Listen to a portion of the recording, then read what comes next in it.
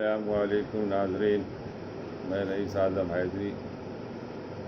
منتخب حدیث پیش کر رہا ہوں۔ مسلمانوں کے حقوق۔ حضرت انس رضی اللہ تعالیٰ عنہ سے روایت ہے کہ جب نبی کریم صلی اللہ علیہ وسلم ہجرت کر کے مدینہ منورہ تشریف لائے تو ایک دن مہاجرین نے رسول اللہ صلی اللہ علیہ وسلم کی خدمت میں حاضر ہو کر عرض کیا، یا رسول اللہ، جن کے پاس ہم آئے ہیں ہم ان جیسے لوگ نہیں دیکھے،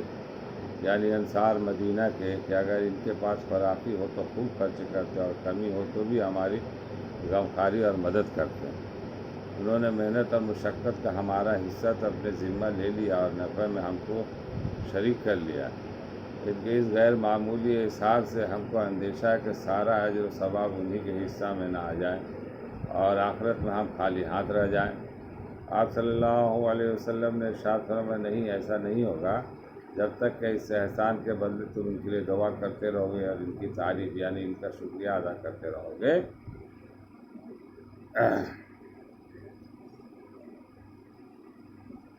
حضرت ابو ہریرہ رضی اللہ تعالیٰ عنہ سے روایت کرتے ہیں کہ رسول اللہ صلی اللہ علیہ وسلم نے ارشاد فرمایا، جس کو ہدیہ کے طور پر خوشبودار پھول پیش کیا جائے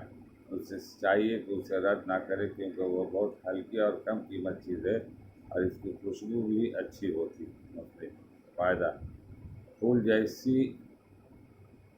جتنی کم قیمت چیز قبول کرنے سے اگر انکار کیا جائے تو اس کا بھی اندیشہ ہے کہ پیش کرنے والے کو خیال ہے کہ میری چیز کم قیمت ہونے کی وجہ سے قبول نہیں کی گئی ہے اور اسے اس کی دل شکنی ہے۔ اللہ تعالی ہم لوگوں کو پڑھنے اور سننے سے زیادہ عمل کرنے کی توفیق عطا فرمائے۔ وما علینا الا البلاغ۔